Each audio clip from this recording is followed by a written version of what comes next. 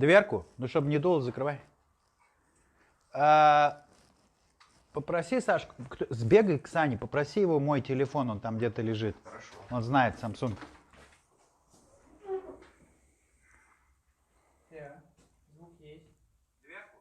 Hello guys, here we are at our EPD lab where we frequently working with our samples. So today is the session that was replaced from yesterday, and that is a full session about electric pulse disaggregation of two samples. We start with the sample containing emerald color beryl. It's the same talc magnetite schist with mica, same as Urge has reported about yesterday. So hopefully you will be able to see the same on your own eyes. So we start setting up the laboratory for the test. About the EPD machine itself, we can only say that there is a high voltage part and there is a chamber. So the chamber is large and it's clean. These two issues you have to remember. Because it's clean, it's used for analytical mineralogy. Today we're going to be processing this sample using Spark-2 chamber on 5mm slit sieve. It's literally putting it onto the sieve like this, then pouring the whole chamber by 19 liters of water, just the tap water. So now we have assembled the chamber. We have put the plastic bag inside the lower part of the chamber. Then we place the sieve if you have seen it. Then we place the sample. Now Oleg is assembling the chamber. While he's doing that, I want to show you again the part about electricals of the same equipment. So this is famous high voltage power supply. All parts of this equipment have been specially designed and constructed. This one is automation for the device that basically operates the electrical. This one operates the electronics, so it's setting up frequency, setting up pulse rate, setting up voltage output, stuff like that, amperage, controlling all the different parameters, storing them and remembering them, since we sometimes need to record the information about the test. So Oleg has set up the chamber. A little bit about the chamber. Chamber is all made of stainless steel because we work with water, as you understand. So even then it's made of stainless steel. It sometimes gets corroded because of the very harsh and violent and chemically active process of plasma affecting stainless steel, eroding it. So it's an electrochemical erosion that's coming along. So now you can see that we're filling the chamber with water. Here we have students from Mining Institute. They're also present here for the first time. They're also participating in this internship. So physically you can also come and see that one day, and hopefully that will be soon. So once again, we have this sample being placed on the sieve, 5mm slit sieve. We place it accurately. So one very important thing today is to try two different tests. The first test would be for pre-weakening of the actual sample, for pre-weakening of boundaries between different minerals in the same studied sample. So we will do just one pulse for this little sample. Since it's little, it won't be a problem to recover that much of the crystal. So we would like to make it a little bit less than usually with a bigger batch. So you can see the water is pouring into the chamber. The lower chamber is now filled with water, and now the water is streaming up to the upper chamber through the yeah, that's right. You have to photograph the sample yet before you put it into the chamber. You can do that on the table there, on that table. So once again about the equipment. So you can see that 50 kV coming from this power supply, then being converted to AC by the power supply from the main grid, coming to the max generator. It's open marks generator, though it has got the closure here, but we have opened it because we don't have a special air sucker from here, because usually it's applied with forced ventilation, because anytime whenever you have explosions inside, it's really ionizing the environment inside the spark gap box, and so you have oxygen to be converted to ozone as well as nitrogen gas, so you have to evacuate those gases out. So since we don't have that installed here, because this is a test plant for equipment that we sell, and so that is open, so the air is circulating without forced ventilation. This is the special precaution tool, which is a hand rod that you will see how is it used. The same as this is also the discharging mechanism that drops by its own, by gravity, to discharge everything to ground. The ground is there, so we have a separate ground for this installation because it's high voltage, and all the electrical current can really travel both ways, from positive to negative, and from negative to positive. In this case, sometimes it happens, so we have to have very good separate grounding to avoid any problems with our equipment that's connected to main socket. And so the main socket also has got the grounding, but we don't use it. Here we have the electrode that is connected to the last spark gap of the series. We have 5 spark gaps altogether. So these are connected to the series of capacitors. Once they got charged by 50 kV each series, it gets then discharged through the threshold of each spark gap, ending up 5 times multiplied here, and then comes down to the high voltage electrode through the chamber and the water there, and discharging from the end tip of the electrode from here, from the very end of it here, right to the sieve. Whenever it's done, during that happens, the actual volume of all energy comes through and discharged through the as plasma already through the sample, and that plasma will cause the pre-weakening first of all, and then disaggregation, complete liberation of crystals from this sample. So now let's come and see how it works. So we place it on top of the sieve right now. We assemble the electrode. Alec will do that. We assemble the electrode on the top. Usually we have the window here, so it's easy to drop material through it, because the client for this equipment, which is staying long enough here that we have to replace most of it already because it's becoming rusty. But anyway, it usually cuts through here. It's becoming a window to throw the samples into the chamber. So we have just made a new electrode because the last one was already wear and tear. So now Alec will be doing all the precautions and heating up the installation, because we haven't worked for a little bit on it, like 1 week already. We're usually heating up the capacitors for that Spark-2. By the way, I forgot to tell that this is Spark-2 device. We have 2 devices here. One is Spark-2, as we just mentioned to you earlier yesterday, and there is another one which is Spark-10. So both are used in different tests or for different consulting projects for recovery of different minerals. When Spark-2 is used, it's for coarse crushing, or I would say disaggregation.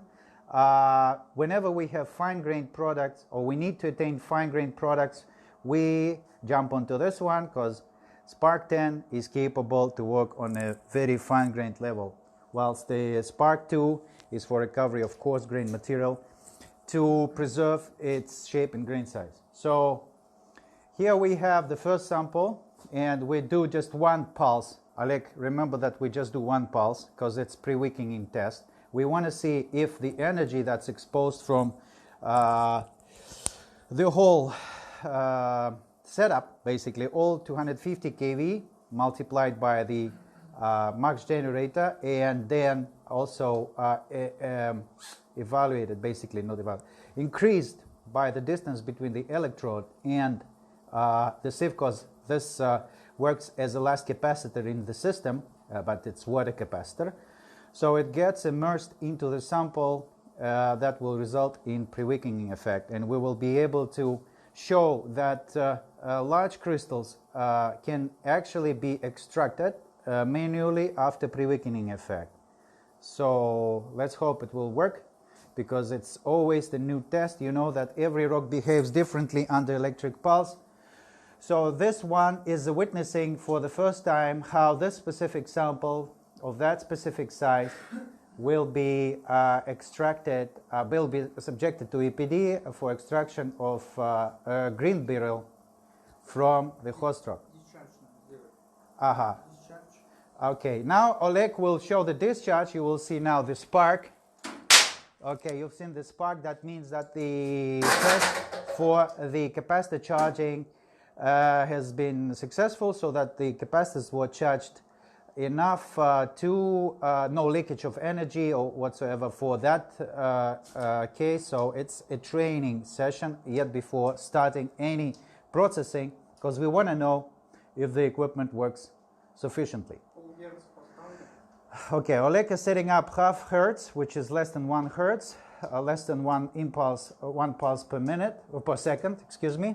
So he's setting up, he's programming the device through the through its digital interface.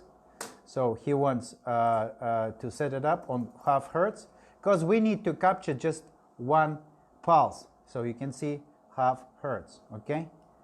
So now he is increasing the voltage to train the capacitors for a little while, but then, because we already have the sample inside, we don't want it to do more than just 1 pulse. Basically, the training session of 4 capacitors will be the same as the treatment.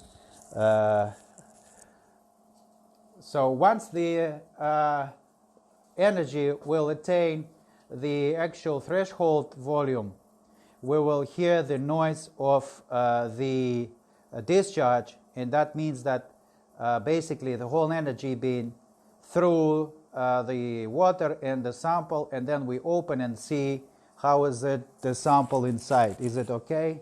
If it worked well.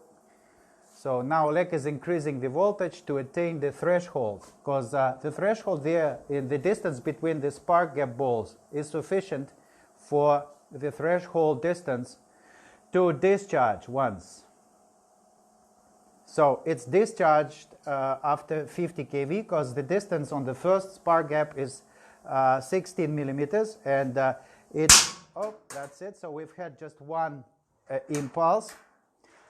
So I just wanted to say that the distance between the spark gap balls is really the distance of the threshold for the high voltage to travel from positive to negative electrode, since the high voltage on air with normal altitude is capable to threshold through the distance of 1 millimeter, that equals 3.3 kilovolts. So 16 millimeters in between this first gap, 2 balls,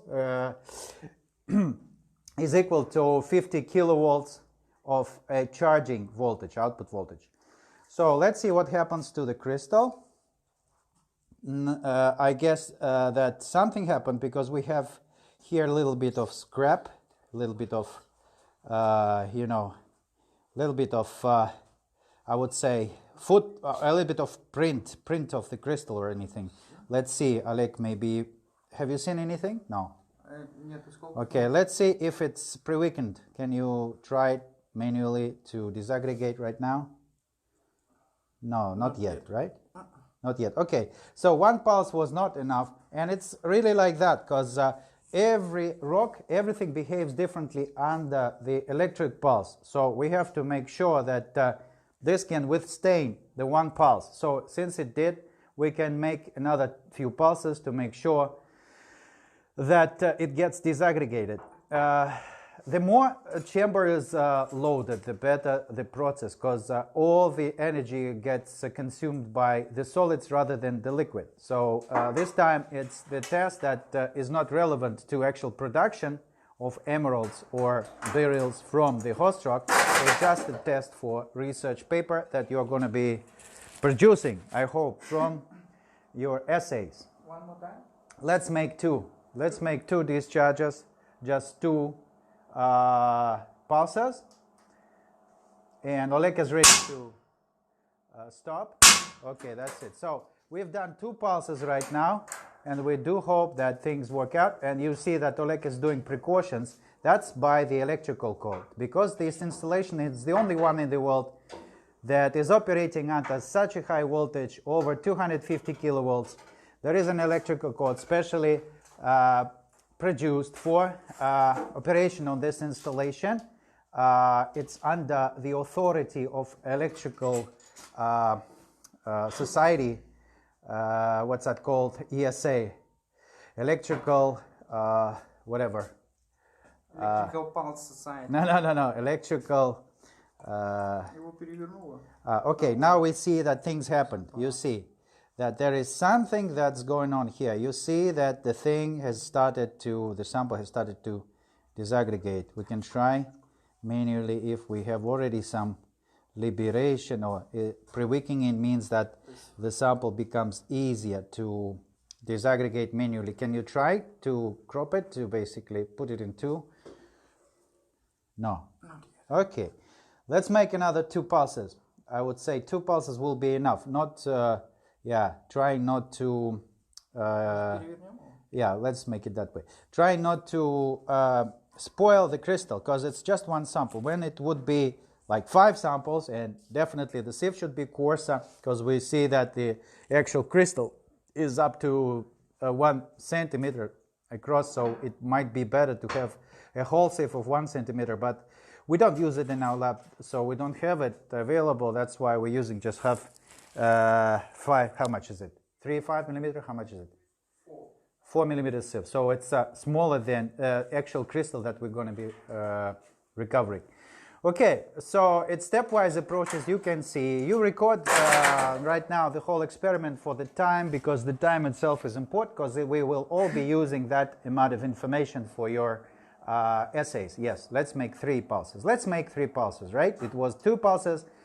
Before it was 1 pulse. 1, 2, 3. That's it. You remember we had half hertz set up, so it's a slow right now. We can go up to 10 hertz, by the way. So it's quite speedy whenever you have the full chamber load. Oleg is doing those precautions. Okay, it's Electrical Safety Society, ESA. So it's a Canadian, I would say North American standard that's maintained here for the installation Spark-2. Here it is. So we open up the chamber to see. That's it. Oh, we can already see that the sample is not solid, I think. All right, so we can see that things get already crushed, already somehow pre-weakened, I'm sure. Okay, little bits and pieces coming out. Everything goes through the sieve. Everything goes through the sieve right now, so not much to see. But you can try it by hand. Will that be pre-weakened? Not yet. Not yet. Okay. Oh, yeah, it is. It is. Can you do that before? You couldn't do that before, right? Yes. So right now it works. Just goes like So you can see that's pre-weakening process. So you can see that all the chest is going apart. Those minerals getting, rusty.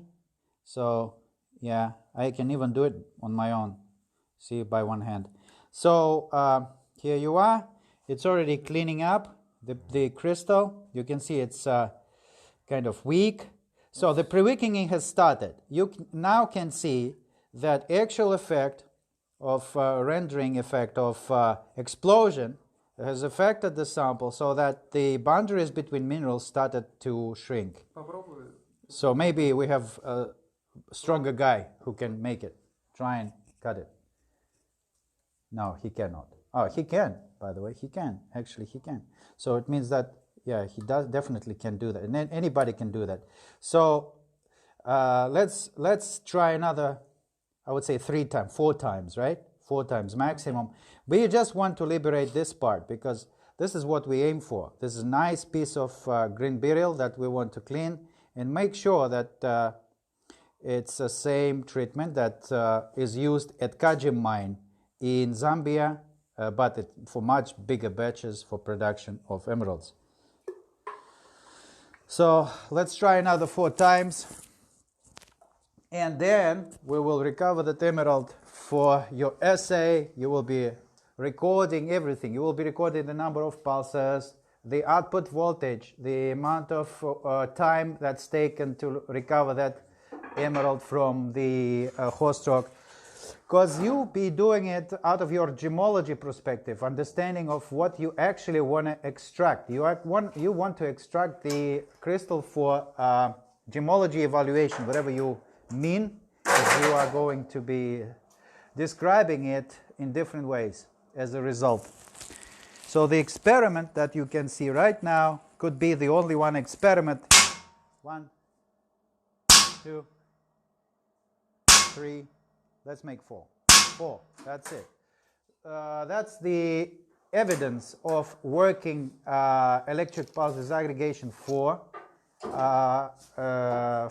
gemstones, for recovery of gemstones. You're witnessing the first of a kind internship that provides this information. And Urja, remember, she was able to do it on video, based on video. So now you're witnessing it on your own. So maybe you can see any findings, any news in these results. So maybe you want to report something that will be worthwhile publishing. Let's see. So what do we have here? Alrighty, now you can see that things got recovered, and you can see that things basically becoming less and less volume, kind of losing the volume, the sample. So it's now being so easy to I would say, what's it called, to do it manually. But I think that we need to do more than that, because I want this crystal to be off the matrix right now. We've seen that the pre-weakening is working because you can do it manually, but I want to finish that up using the actual EPD. So let's make another 10 pulses maybe, right? 10 pulses? 10 might be too big, right? What is your experience, Oleg? Oleg was setting up the equipment in Zambia at the mine site, so he is much more knowledgeable than anyone in the world. 6 pulses. Okay, let it be 6 pulses. I think this is my phone ringing, no? Yeah. Thank you. Let's check it out. Okay. Okay. So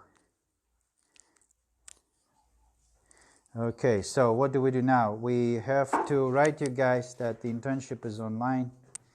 Watch YouTube. Watch YouTube. Are you watching YouTube? Are you watching YouTube?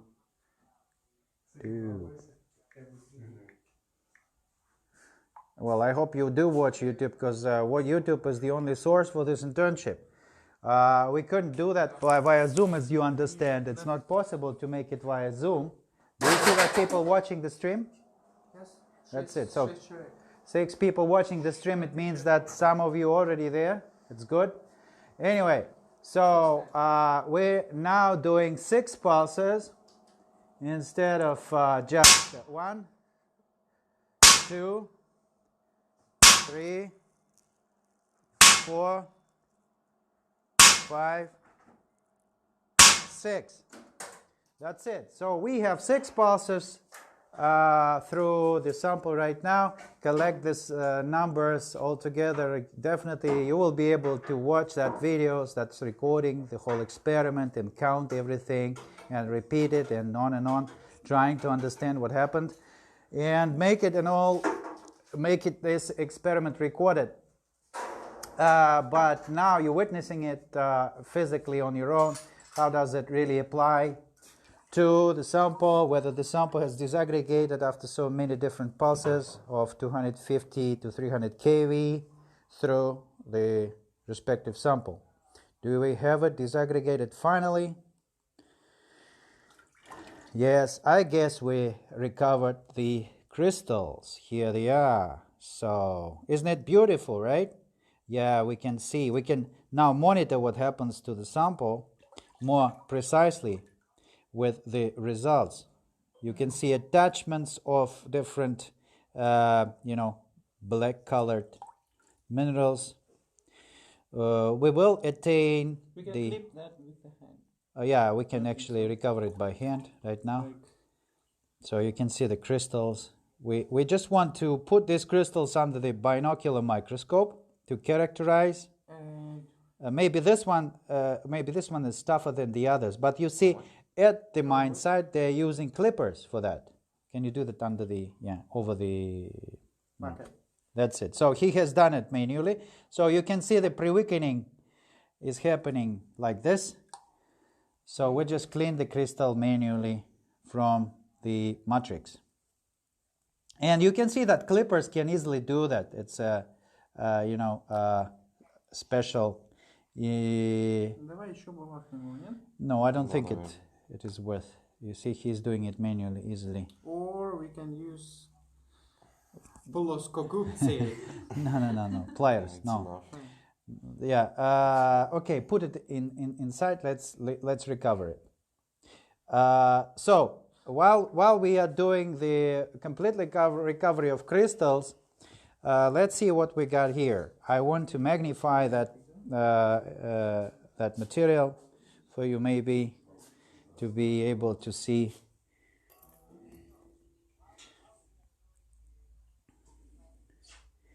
So we put it under the microscope later, and to see the shapes and fragment, I would say maybe cleavages, maybe some cracks that we can reconstruct, but it's all under the microscope. It can't be done right now. Here is another sample of Kimberlite that we're going to be processing today. We have much bigger batch, but we decided it won't be worthwhile to make it with bigger batch because it's time consuming. Guys are looking at the result. They're very interested. Are you interested? Tell us. Are you interested about the result? Are you interested? Yes, it's interesting. Are you interested in the results? Let's try another 6 pulses. Are you interested? Tell us a few words. Was it interesting? It's very cool. It is, eh? Cool. It's worth. That's it. Vlad, his name, right? Yes. His name is almost like mine, because mine is Vladimir, his name is Vlad. And Vlad was very kind to crush the largest sample of Kimberlite rock. Here it is. Was a Kimberlite body, like this big, huge. So we didn't want to crush it all. So we decided to cut some pieces of it for the next step, for the next test. So let's make 6 pulses. It doesn't matter. I think 1 of 5 or 6, it's all the same story.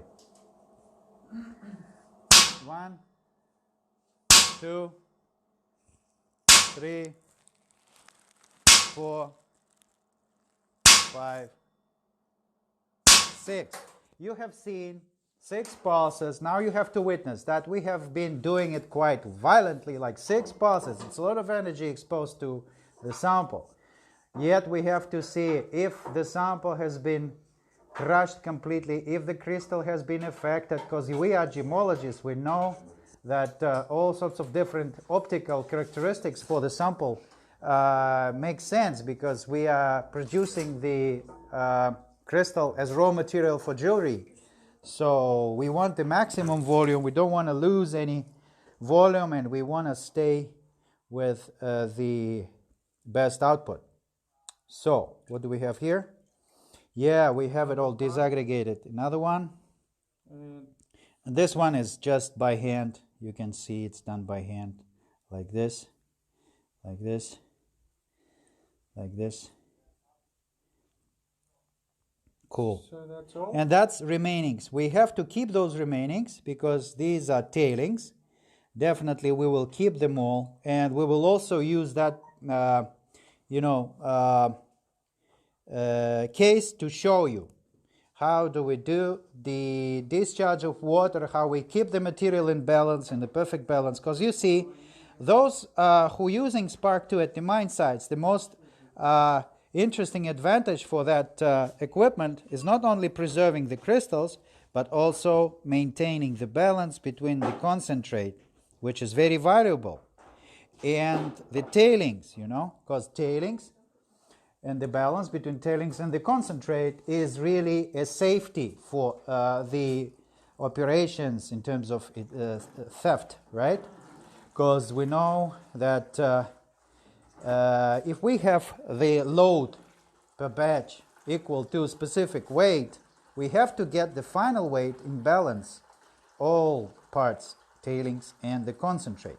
So you can see that we're rejecting the water from the upper part since the client use that as this. Otherwise we'll be drilling from here and that'll be the hose to come down and reject the water. But we didn't do anything with the lid and we didn't do anything with the chamber, so we are rejecting the water by the hose. So we have all the time the same volume of water with saturated particles.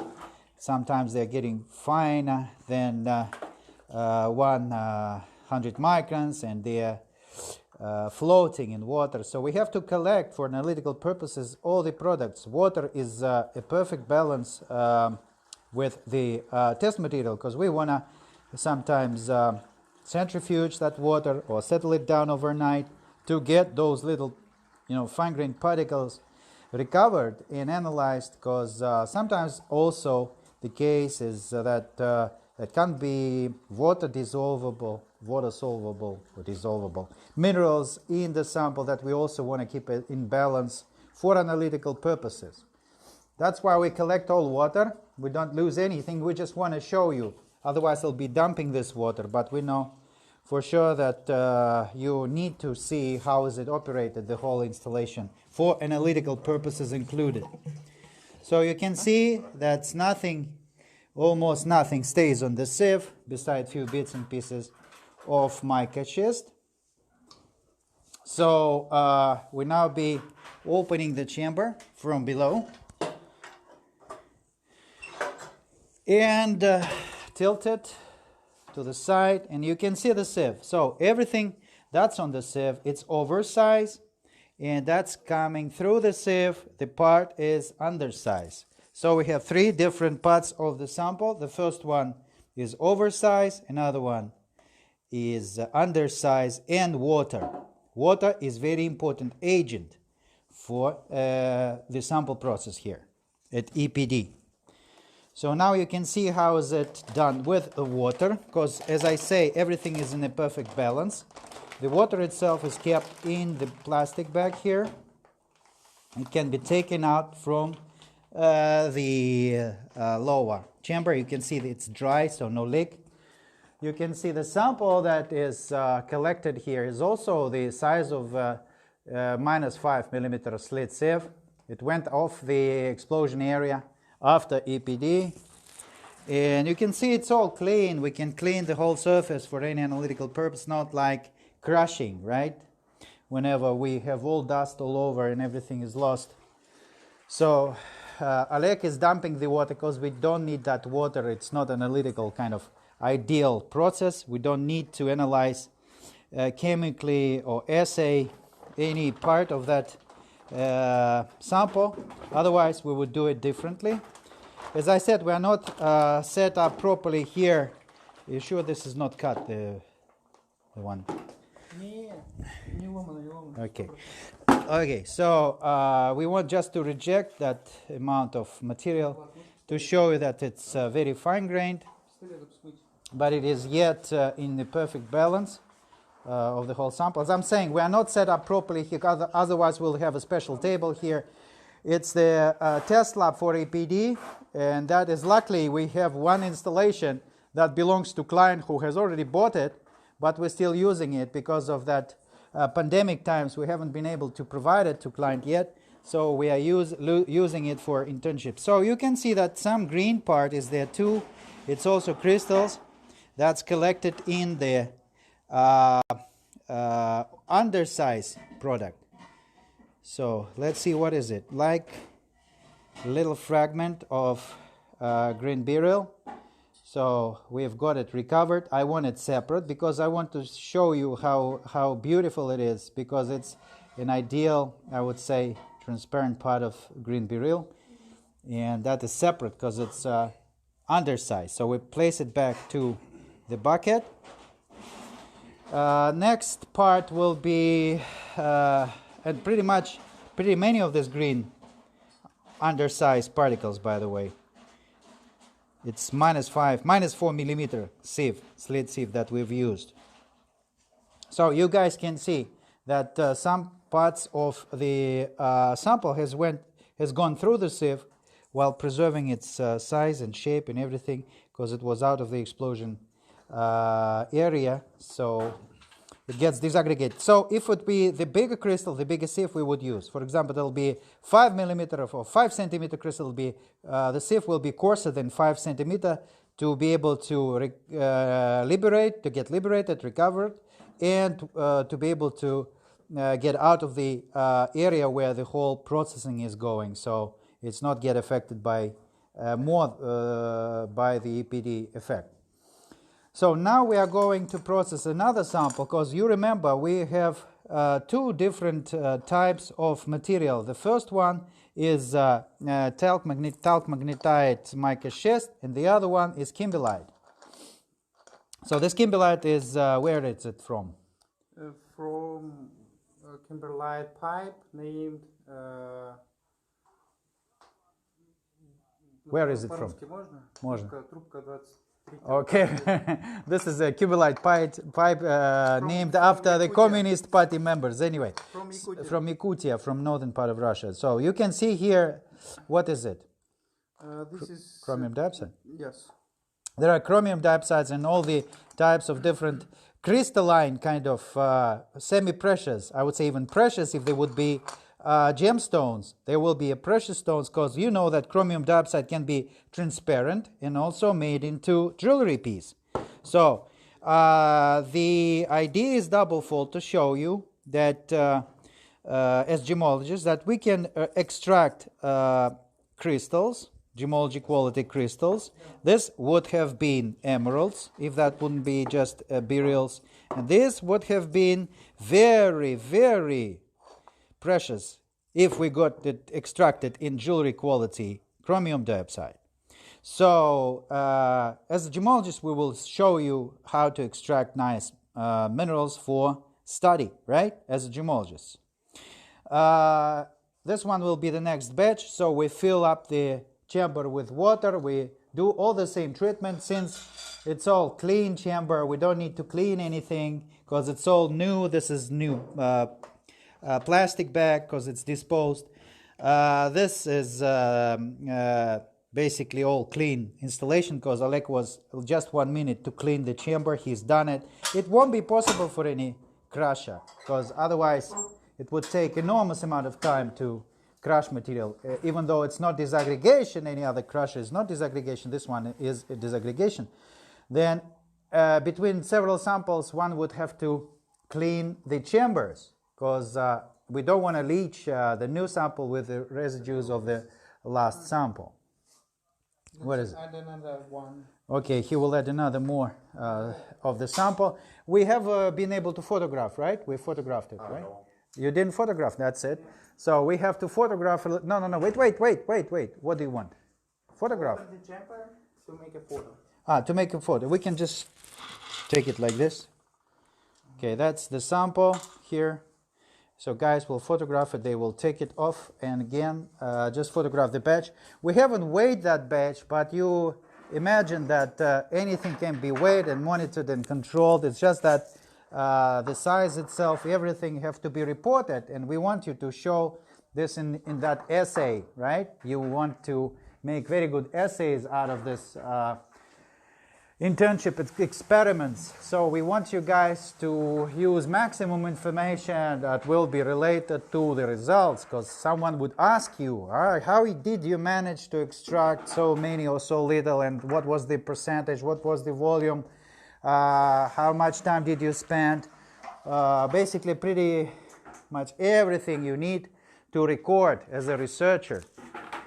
for the experiment. Would you like to dry that thing as well on around, because you have spilled some water? After Okay. fuel, So we have a hose with water hose. We add some water. Make sure. Put in the water. put it in the water into Yes. the bucket, just right there. Okay. Cool. Yeah. That's it. So we have it all ready for the next test. That is Kimberlite rock. Maybe someone wants to and record everybody here. We should ask someone to do that. If you can do that, can you record me, please? Can you just hold that and record me? Because my hand's getting kind of tired. Okay. So, and I want a cigarette, if you don't mind. Anyway, so Oleg is doing his business. He's done it many times, like hundreds of times, in many parts of the world right now. Africa is his favorite. He goes there every now and then. So let's hope that next trip would be Asia or South America, because we have clients there. You see that basically we are working, two of us at the same lab. That's by electrical cord. This installation requires two people, two operators always be present at the site, because one has to be cautious what happens inside, and the other has to operate the installation because it's high voltage. You think? Okay. Не. Okay. Anyway, we've basically commented already enough about this situation. Let me check if things work out for. Yeah, it's okay. Okay. Oleg is getting ready. So we have Kimberlite sample in the chamber, almost, I don't know, maybe half a kilo maximum. So it's not much. It will be processed quite quickly. You will see the result quite easily. So what size we have of the sieve? We are okay. 4 millimeters. Okay, we're using 4 millimeters there, but this one is 1 millimeter. So usually if we have 1 millimeter, anything to do with 1 millimeter is less than 1 millimeter, right? So whenever we have metallurgical projects to recover, for example, sulfides, okay, or precious metals, that's used for that. And you can see it's all kind of in reddish dots, yellowish dots. It's all to do with chemical erosion, so it's quite violent, the process. Because it's pretty noisy, this one. So we put the headphones. Let's make 2 hertz. Let's show how this works with 2 pulses per second. Oleg is setting up 2 pulses per second.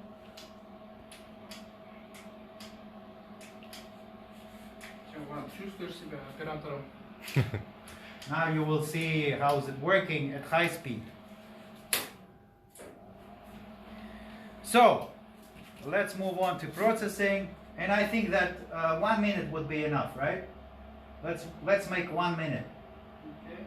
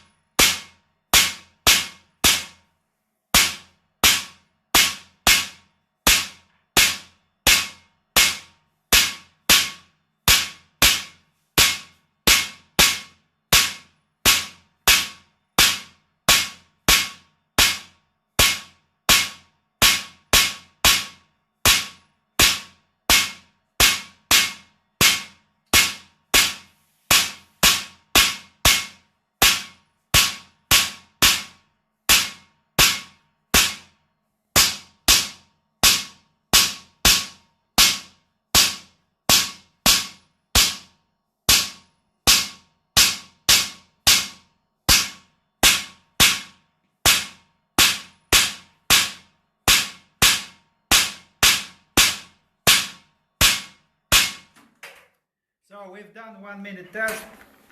We want to see what's going on inside the chamber right now. Oleg is doing all this electrical code precautions, checking out if any charge is remaining in the capacitors, though they were discharged by the automated discharging mechanism. He's placing that rod in between the capacitors and the chamber and try and see what's going on inside.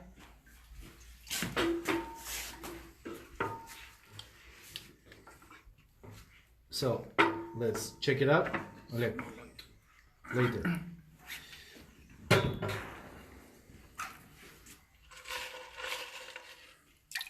So you can see the material gets disaggregated, getting finer and finer.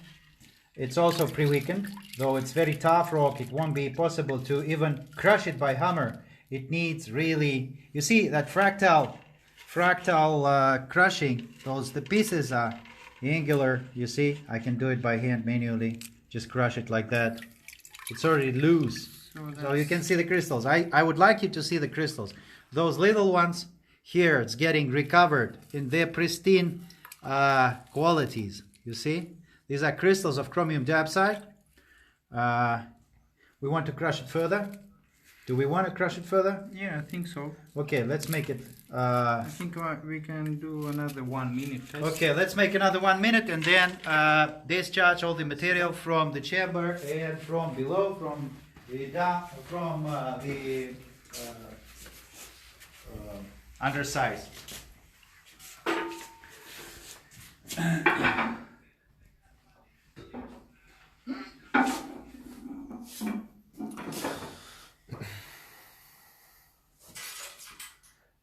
Alek is a star today. He is always a star. He is actually sometimes sold together with equipment for part-time as a manager for setting up that equipment. Maybe one of you one day will become an engineer for this equipment too. I don't know. But we're publicizing this for everyone, even for engineers, those who want to follow our leads. Нам же еще на Spark 10 лет. Ну мы возьмем то, что крупнее 4. Okay. Минус 4. Yeah. Okay. Anybody has a timer? Yeah, you can set up the time there. Yeah? Okay. Let's make 1 minute. Okay, just 1 minute. There are questions.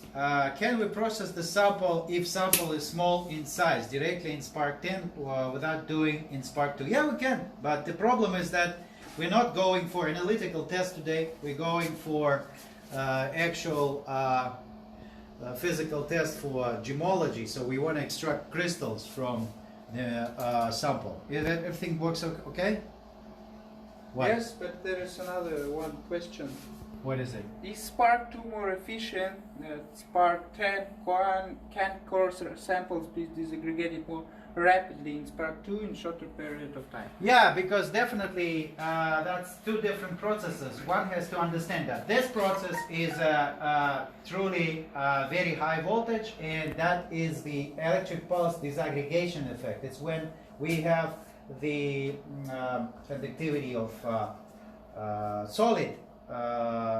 I would say preferential for these sparks to come through than the liquid, because in this installation in Spark 10 the liquid is a better path for electrical current to be immersed in water, and then it happens that there is another effects happening where we have cavitational bubbles, and then once they shrink, these cavitational bubbles, when the energy is immersed in water, those cavitational bubbles, when they shrink, there will be a massive influence of the tension that will then disaggregate the rock. We don't want to crush the minerals. That's why we're using higher voltages, over 250 kV. That's the only one in the world, commercial, serial, I would say, device for electric pulse disaggregation.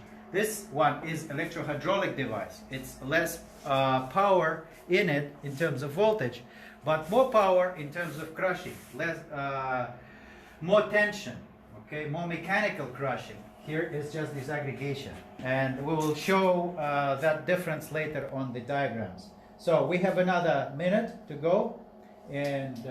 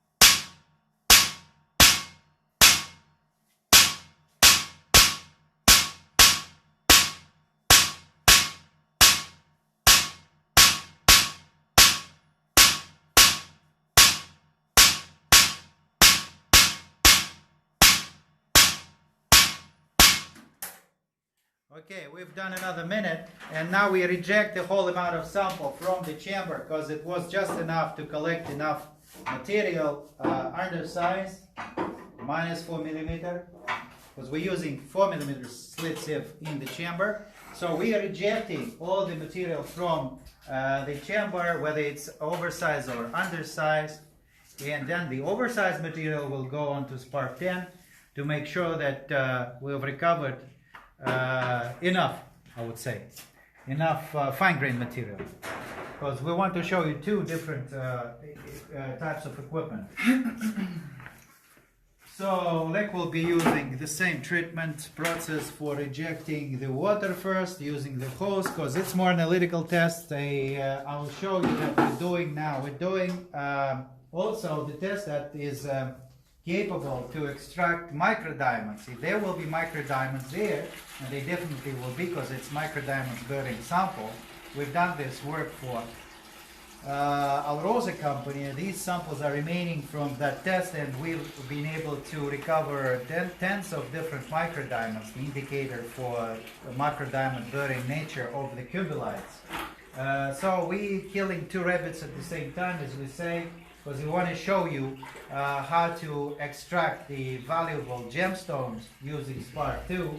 No matter how big these crystals are, they're not getting affected by Spark-2 discharges and get recovered from the matrix rock without damage at pristine. So you can use it further for all sorts of different gemology studies. But at the same time, for Kimberlite rock, it's used not just for recovery of microdiamonds that still be preserved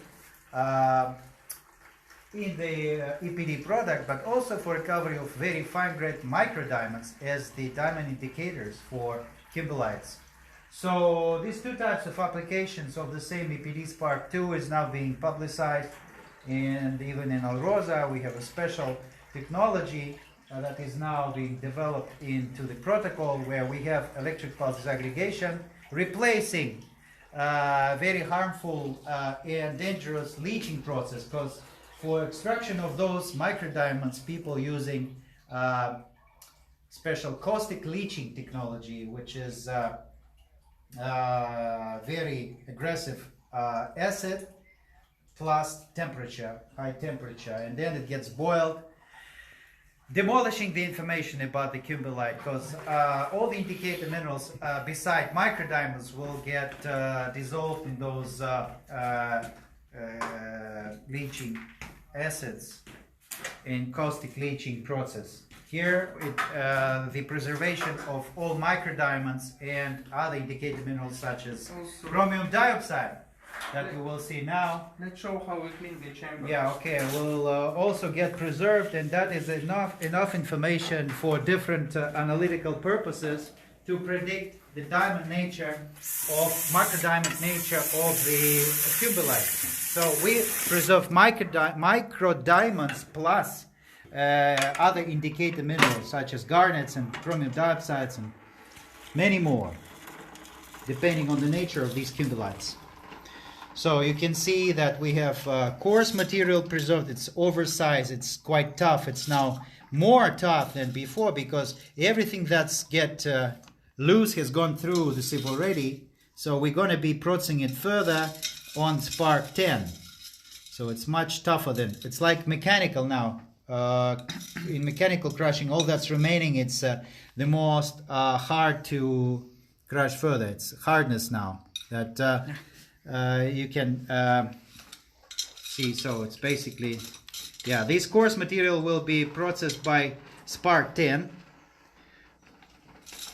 It's the same Kimberlite rock, but much tougher because it withstood those several minutes of processing of EPD Spark-2. So now you will see how the chamber is clean. There is a bucket underneath, so all the water streams down in that bucket.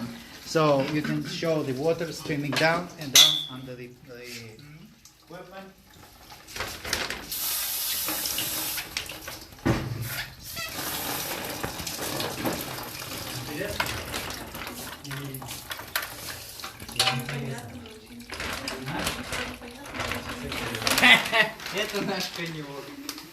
Okay, so now you can see that the whole material, hello, Vlad. Okay, all material in his hands now.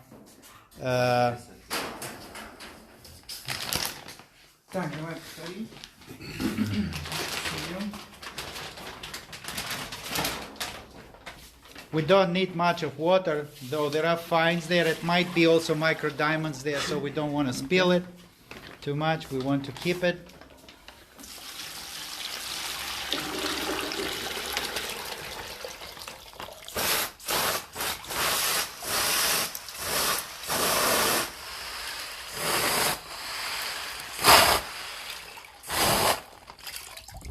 These plastic bags are disposable, so we don't keep them. Otherwise, this is training session, so we don't really bother about cleanliness so far. But we definitely are capable to preserve every bits and pieces, every particle for further study. So we now have oversized material, undersized material minus 4 millimeters, and we will be using this much material for Spark 10 processing right now. So that's the installation.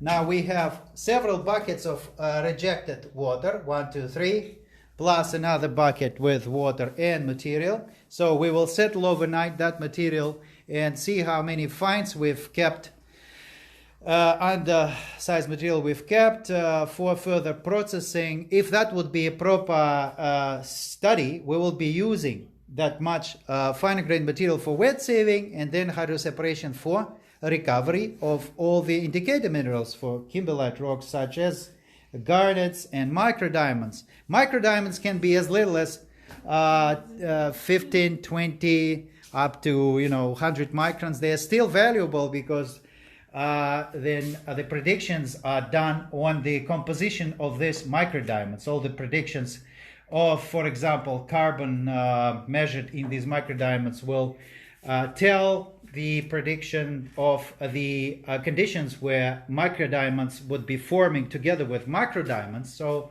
that's very important to understand how much oxygen, how much carbon, how much other types of elements were present during the conditions of occurrence of basically this when they were forming these diamonds. So the same conditions would apply for the origin of the microdiamond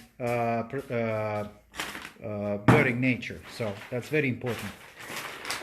So we keep all these micro materials in balance. As I said, water is very important. That's why the same Spark 10 is very important, because you have limited amount of water, just 250 milliliters of water, and this much material together with water represent the whole sample. So that might be done in batches. No matter how much material you have, you can have kilograms, but still you can pour it into the chamber in batches one by one and process it properly. And now you will see that there is no sieve in the chamber, right? Because it's now a different process. It's exactly the same as crushing. It's not to do with electric pulse disaggregation. It's fragmentation. Fragmentations mean crushing, but more accurate, because you still be fragmenting the rock, and the efficiency or productivity is judged upon the time. So more time the material is under the high voltage, the more fine-grained it gets. So we be very careful with this material, because we know that we're using it for extraction of chromium dioxides, whether these are fine-grained, and also maybe micro-diamonds and other accessory Kimberlite indicator minerals. So Oleg will be putting that much material, also some coarse material, not this much, because it wasn't treated by EPD, so he wants to put it also, because to make sure that the efficiency is okay, we just put it under here. I think it's enough. Let's try with this much. Oh wait, we can put it all. It's not a big deal. So we put all this material inside.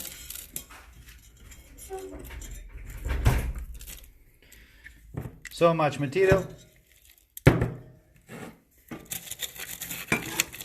Okay.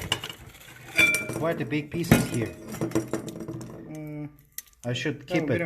I don't want to put this much, and it's just big, too big. Okay. It's okay to put it as this, but then we have not enough space for the electrode there.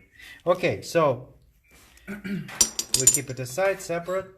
We pour 250 milliliters of water, as some of you have seen already on our Instagram, the video about EPD Spark-2, how is it working. But now you will see it with Kimberlite. Before it was chromite that we had done the test with video. Now it's Kimberlite.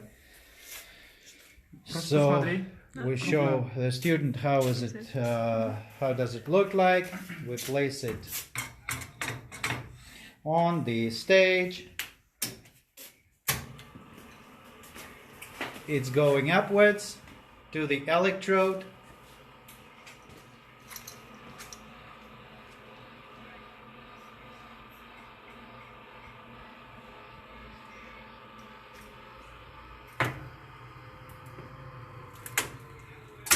Okay, it stopped. We are still in the testing mode for this one, because it's going to be sold, this equipment. So we kill several rabbits at the same time. We're testing the equipment. At the same time we are doing processing.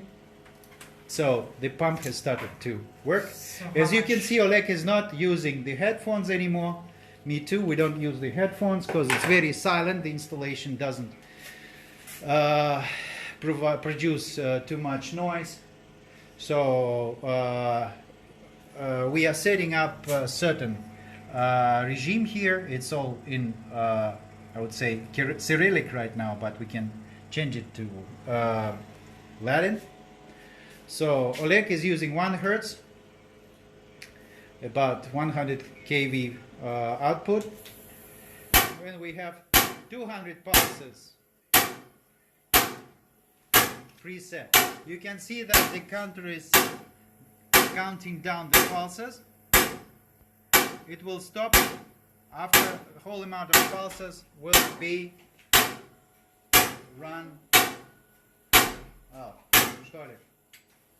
Нормально? Да. Просто картинку видишь, слайд-шоу. Не получается, в принципе, да. Звук-то нормальный? Звук, да. Звук вообще идеальный.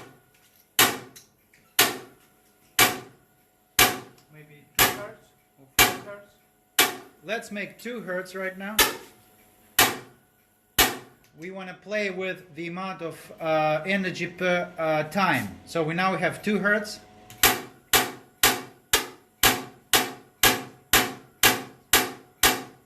Let's make 3 Hertz. We can make 3 Hertz.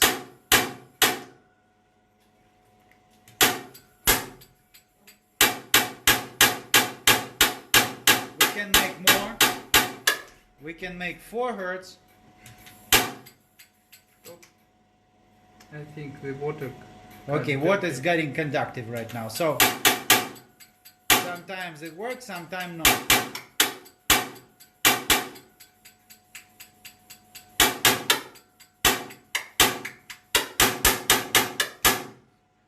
So we want to see what's going on inside the chamber. I think because the water is conductive, it's just 250 milliliters of water. So once it gets conductive, because of different saturated particles, fine-grained particles, we need to actually pour out some water and change the water to make sure that it's working good.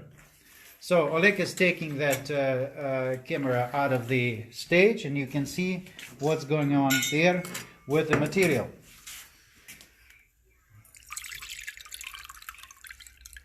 Okay, so it's pulverized. It's now recovering. So I think that we actually can pour it out because we want to see we need coarse grain size. We don't want fine grain, so we take that out because this is a fine grain size. We don't need it since we really are not after carbonates. We are about to witness the recovery of different indicator minerals or chromium dioxide. That's we are trying to achieve because we want to see basically the recovery of gemstones rather than the recovery of fine-grained indicator minerals. But you can already see that the minerals are separate in separate particles. They're recovering well. They're much more fine-grained than before. So it's a qualitative test. It's not an ideal analytical test for this internship. So I think we stop here and we go to another lab to show you the results. So I hope it was okay for you. Now you have seen how Spark-10 is working. You have seen two types of experiments, one for pre-weakening and one for processing of gemstones from the matrix rock. And let's see what we got as a result. So let's check it out later in few minutes. We're going to be in another lab and we'll see everything under the microscope. Да, можно паузу, включить музычку, еще один вопрос есть. Okay, there is a question. Let's answer the question. What is the standard size over which a sample is considered as a coarse size? That depends, basically, depending on the grain size, of minerals of interest. Say, if you want to extract the mineral which is coarser than the sieve size, you are in risk to damage the crystal. So you choose the appropriate sieve size, which is bigger than the predicted size of the crystal. So if we're working with industrial size, I would say production size emeralds, we definitely have to choose the bigger size than it was observed, maybe visually just on the eyes of the operator have to be seen if the crystal is exposed to the surface. If the surface is showing bigger crystal, you have to choose the bigger hole for the sieve. Unfortunately, here we just have 4 millimeter slit sieve as the coarsest one, but on our other installation the sieves can be up to 34 millimeters. So you can see that also the crystals not getting affected, even though they are on the oversized part on the sieve, they will still be clean. And it's not a problem to have larger sieve size. But yet, if you have 15-20 kilograms batch in the chamber, you do have to choose the proper sieve size, because you want these crystals, when they got recovered from the matrix, to drain through the holes of the sieve into the lower chamber. That's the basically the measure for the sieve size. Okay, so now we're going to another lab. We're switching off the... Okay guys, here we are in another lab, just to show you the result. You have already seen things under the mic, but just to show you, these are those crystals that we've recovered. Also Vlad is making some extra handmade, I would say hand picking from the undersize. So we have oversize and plus 4 millimeters and undersize minus 4 millimeters product from that little sample. So we will photograph one by one and send you as separate images, separate crystals. You'll be able to put them in your essay as a result of CNT internship. That will be the test that will show your efficiency as gemologists. Because Vlad is your hands now. He is doing hand picking of all the crystals from undersize product, and we are your eyes for capturing the results on different images and with scale, so you will see the sizes of crystals, you will see the shapes of crystals. So later on you'll be able to use that information for your essays. Okay, so as you can see, those crystals are ideally, I must say, extracted. They also are preserved. I mean, there are prints of other crystals on the surfaces of each particle. I wouldn't call it a crystal because definitely the crystalline body is still there, but unfortunately in the beginning this wasn't really a crystal. It was just an aggregate of several crystals that we've also disaggregated in different particles. So we want to see what is it in undersize. You've seen things on oversize under the mic. They were too big for this magnification. So we want to place some material from below, from undersize, maybe to show you that they are more transparent than the oversized material.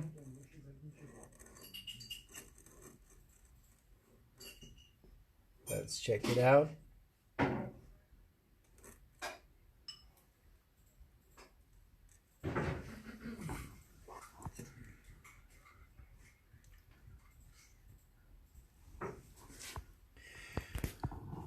Okay.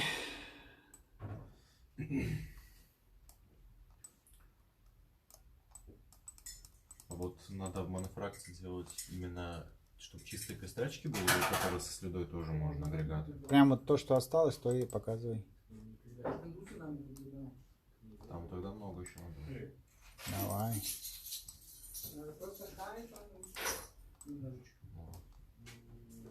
So let's see what we get there under the microscope.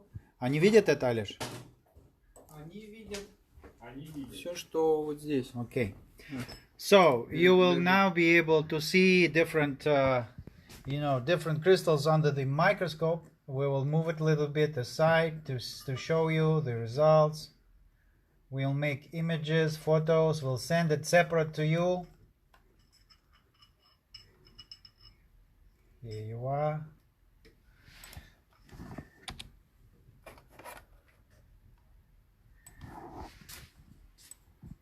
Прям идеальный какой-то костячек. Красиво.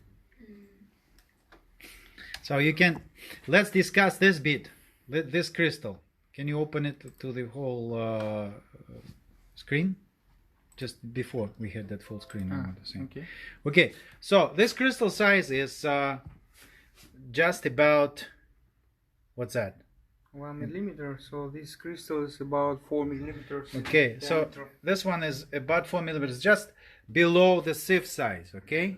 So it's absolutely clean, first of all. Then you can also see some vicinals, some growth kind of signatures.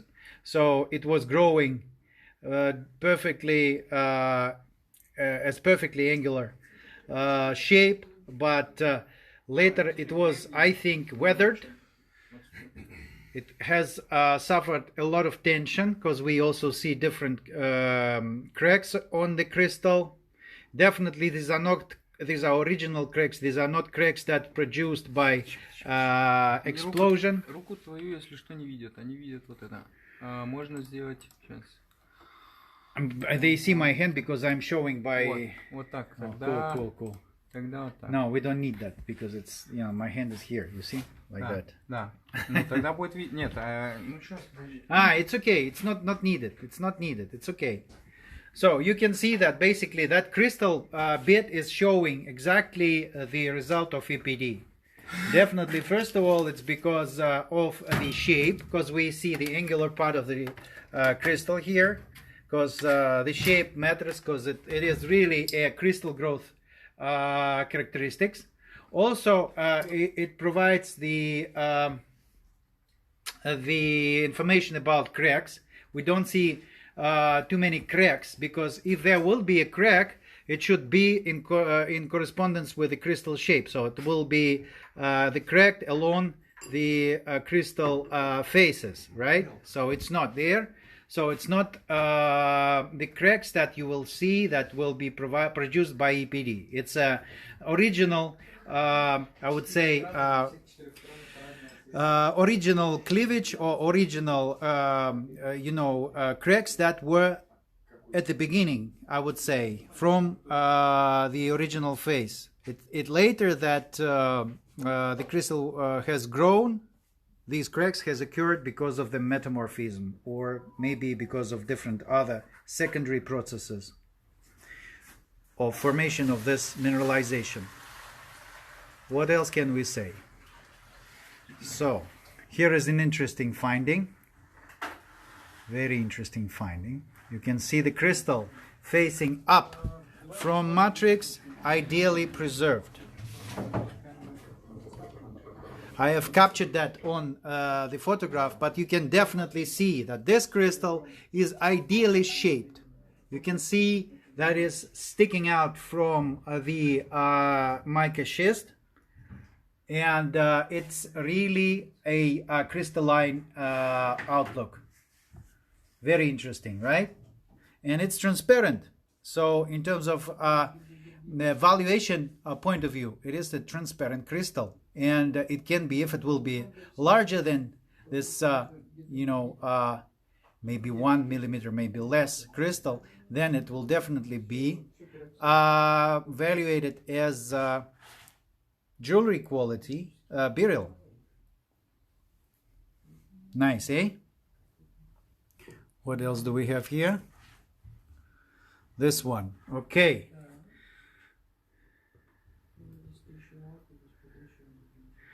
That's something else. That's the intergrowth between beryl and other host rock minerals. We don't know what is it, but definitely also this may be a simultaneous growth, maybe the eutectic kind of process that we have to understand later. Is basically does it indicate any I would say signature of crystal growth?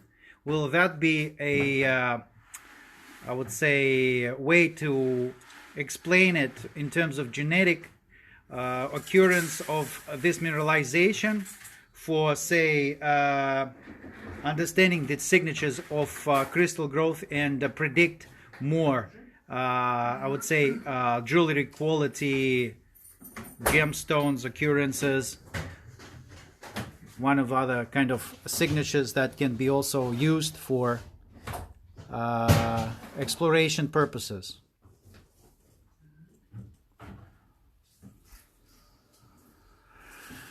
Also the shape of different cavities there. You can see that these are little caves, little cavities. It's very kind of soaky kind of color, and it's kind of outlook that shows basically, I would say, a little bit of melting kind of process, because you don't see the shapes, but very slicky kind of, very like soapy shapes, not crystalline.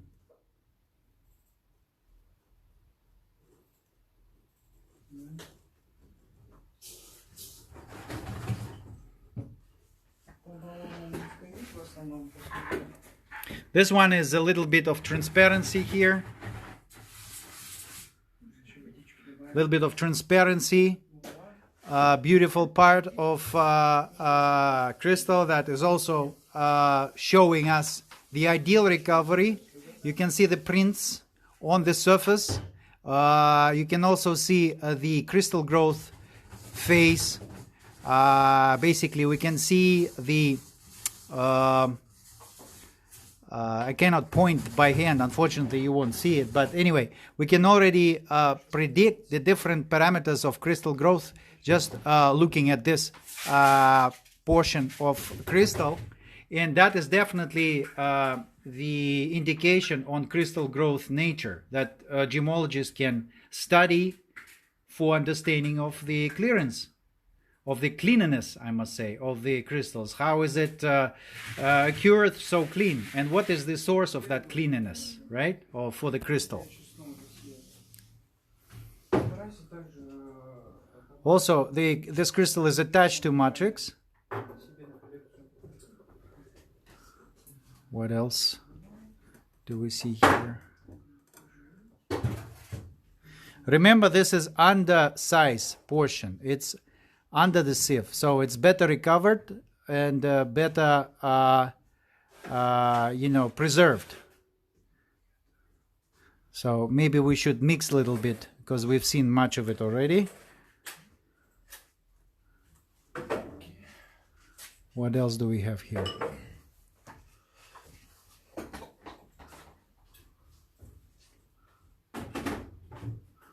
Some other crystal, or I would say the fragment of crystal here. Again, you can see very nice faces, very angular faces, linear faces, well recovered, nicely shaped, still preserving the crystal shape. So you can see that's no cracking, preserving its outlook as natural stone, open growth, no weathering, clean part.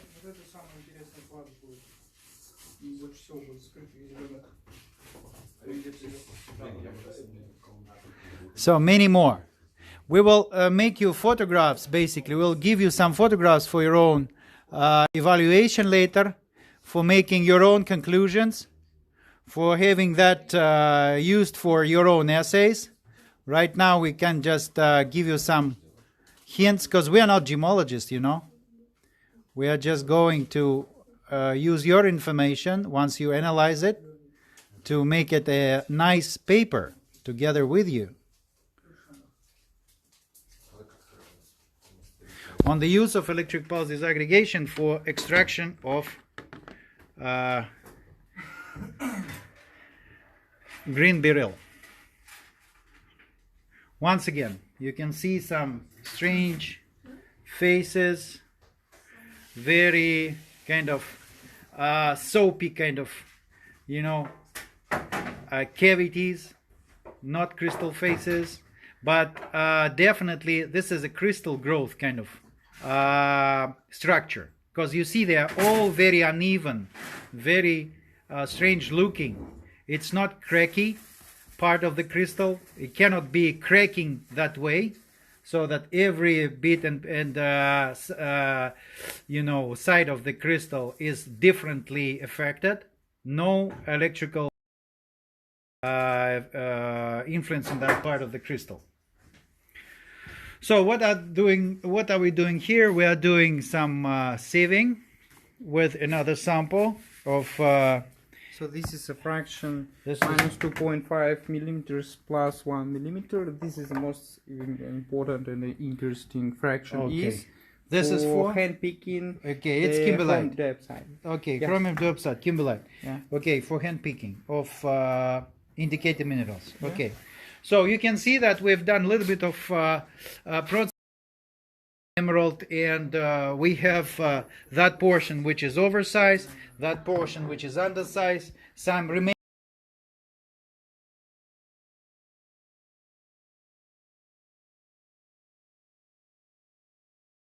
We'll make images, so you will be able to use those images for your own essays. Okay, so Vlad is doing more hand picking of the material. He's using this for that. Maybe we should put it under the binocular. Let's see.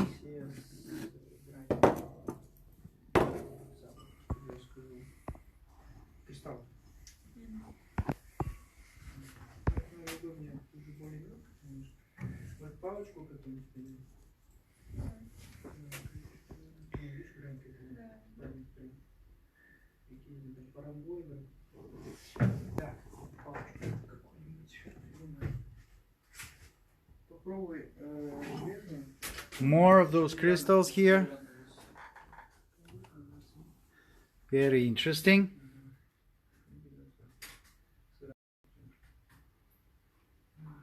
Нормально видно? Странно, что не разного Проблемы с цвета. светом. А? Странно, что не разного цвета, смотри, голубой, зеленый. And by the way, the difference in color is also difference in composition. So you can see that first of all it's different in composition, also in depth of reflection, because the thicker the how to say, basically the bigger the volume, the denser the color. So you can see very dense colors, very like green, a second. very nice colors. Let a little bit change our view. Okay, while doing this, Vlad is doing some extraction, manual extraction, hand picking. He's using tweezers for that. That's it. Another one coming up. Beautiful. Beautiful. So you see students coming to help us out for your internship, which is good. Students from Mining University, St. Petersburg, your colleagues. So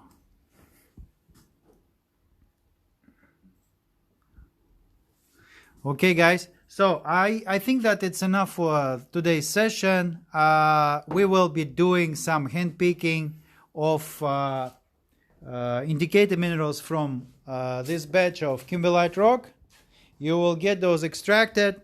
You will see those separate from emeralds, but you can see that green beryls is also extracted in very nice shapes and all preserve their nature, all preserve their crystal shapes, the genesis indication to their growth, the colors that indicate their chemistry. What else? You have seen different products of EPD, oversize, undersize. You have seen the easiness for recovery, the quick recovery of pristine crystals. You have seen guys hand picking those crystals for you to be able to capture that on the images for your essays, and we soon be making the same for you from the Kimberlite rock for chromium diopside crystals. That is done here. By the way, some chromium diopsides already. See chromium diopsides. Can you put it a little bit down there so I can put them under the binocular? Okay, now we can see chromium diopsides. How did they recover? There are many. So let's check out the chromium diopsides, the other sample.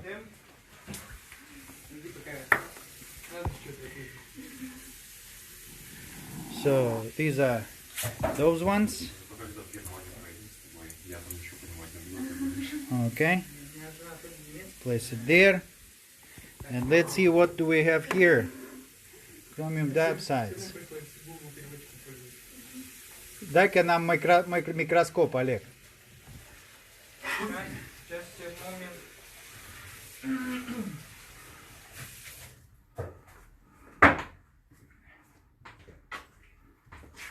Не могу настроить. Давай. Okay. That's it. Кайфово, да? These are chromium diopsides. Once again, from Kimberlite rocks. Very nice shapes. From Yakutia. From Yakutia, yeah. Very beautiful, eh? Would you be keen to recover those manually, somehow, in these shapes? Поворачивай. Yeah. Okay, these are different colors, different shapes. You can see, what are these shapes? What are they represent? What syngony? Сингония какая у ортопероксанов? Ромбическая. Ромбическая. Okay. So this rhombic habitus. Okay. You see how nice are they looking? The same thing. Rhombohedric. Same ideally preserved, very well shaped. rhombohedral. Rhombohedral. Rhombohedral. So okay, so we'll make images of all these crystals for you. You will be able to produce very nice essays with this. So guys, if you're still there online, can you actually somehow send me a note on the WhatsApp group that you're okay to finish today? Or would you want to continue? Because it's too late down there in India. It's already, 9 o'clock, eh? 9:30 past 9.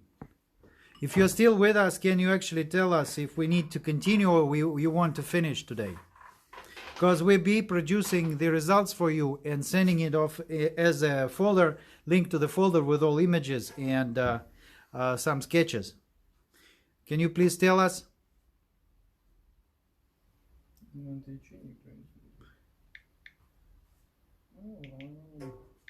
Hey guys! А на YouTube 5 человек. Should we finish?